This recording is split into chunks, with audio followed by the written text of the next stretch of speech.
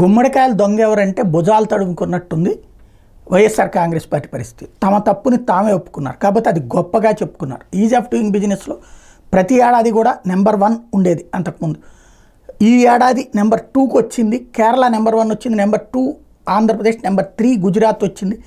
ఇదేం లెక్క అన్నటువంటిది నిన్నే మాట్లాడుకున్నాం, అంతకుముందు కంటిన్యూగా వచ్చింది. అయితే ఇది జగన్ వల్లనే అన్నటువంటిది సాక్షినే రాసుకొచ్చింది. అయితే అది గొప్పగా చెప్పుకొచ్చింది.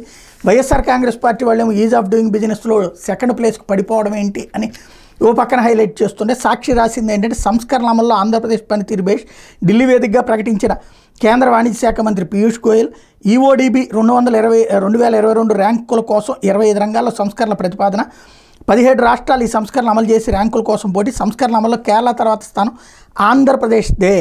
కూటమి అబద్ధ ప్రచారానికి చెంపబెట్టు అంటూ అభివృద్ధికి సంబంధించి నెంబర్ 2 ప్లేస్లో ఉన్నాము అన్నటువంటిది రాసుకొచ్చారు. అయితే ఈజ్ ఆఫ్ డూయింగ్ బిజినెస్ వేరు, ఇది వేరు అన్నటువంటి చెప్పుకొచ్చేటటువంటి ప్రయత్నం చేస్తున్నారు. ఫస్ట్ ప్లేస్ నుంచి సెకండ్ ప్లేస్కి రావడానికి జగన్మోహన్ రెడ్డి కారణం అన్నటువంటి సాక్షినే రాసుకొచ్చినటువంటి వార్త.